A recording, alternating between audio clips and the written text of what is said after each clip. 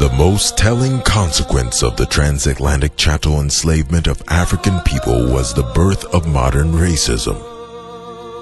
It can be asked, why did nobles, priests, kings, and common folk alike tolerate the barbarity perpetuated against Africans? How was such a horrendous trade allowed to exist in full view of morality and humanity? The transatlantic slave trade was the most profitable industry the world has ever seen.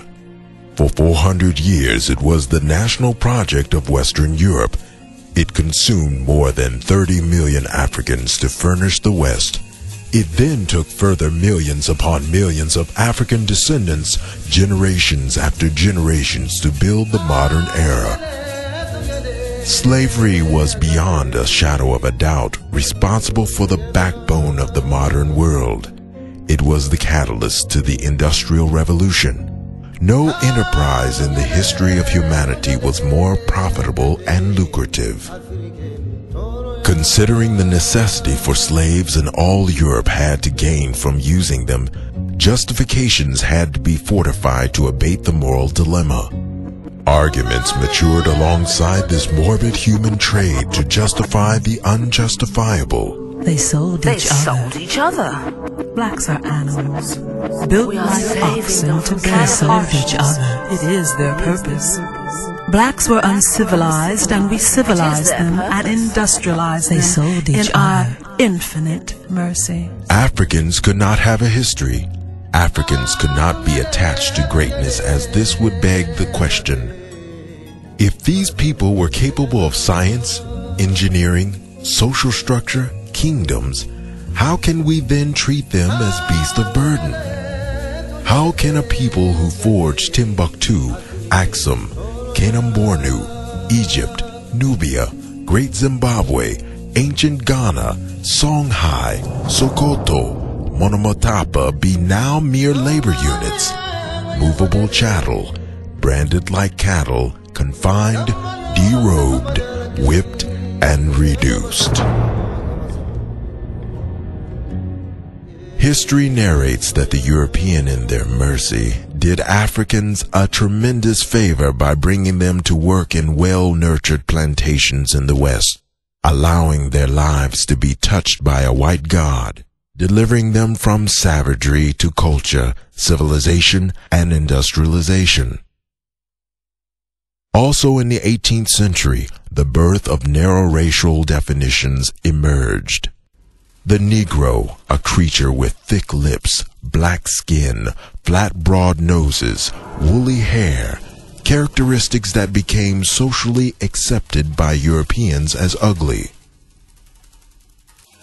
This narrow definition of African shined from the reality that indigenous African people were physically the most diverse ethnicity on the planet. In indigenous Africa, you can find flat noses among the Bakongo, straight fine noses as among the Ethiopians, Somalis, Fulani, Tuareg, and Wadabi. Short hair, straight hair, curly hair, light skin, dark skin, very tall and very short. From Berber to Bushman, all are part of the African race. Not only were the physical features assigned to Africans considered ugly, but also African traits and African customs became bywords for lazy, barbaric, and primitive. History began to ebb out of favor for the African. Every greatness that was African was explained away. Egypt was geographically removed from Africa and its glorious past assigned to the Arabs, who invaded the region in the late 7th century. They then claimed the Egyptians' race was a mystery, but Greek writer Herodotus, who walked with them, wrote, "Black skin with woolly hair resembling the Ethiopians."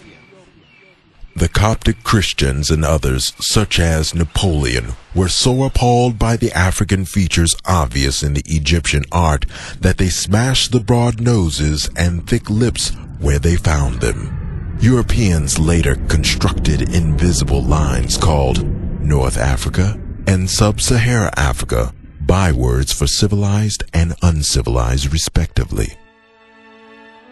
Africa was said by David Hume to be of no historical significance, a place without history.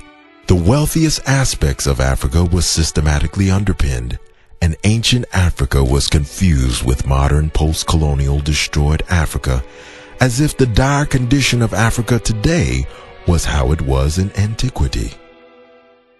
Volumes of books forged a unified idea in one of the greatest conspiracies to confiscate the history of an entire continent from its people.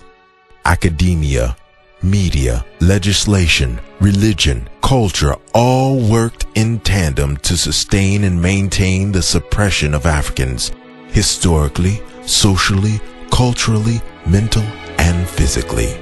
The presence of African civilizations such as Islamic West Africa, Nubia, Christian Ethiopia, and Zimbabwe were labeled as freak occurrences that benefited from external non-African influences.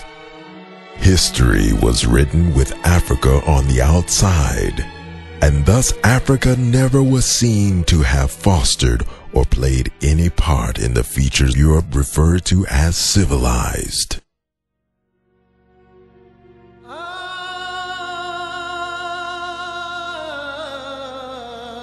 Such was the arrogance born from the chattelizing of a people. The voiceless Negro became defined, aimless, and helpless. This campaign over hundreds of years rooted an inferiority complex in the minds of Africans and a superiority complex in the minds of Europeans.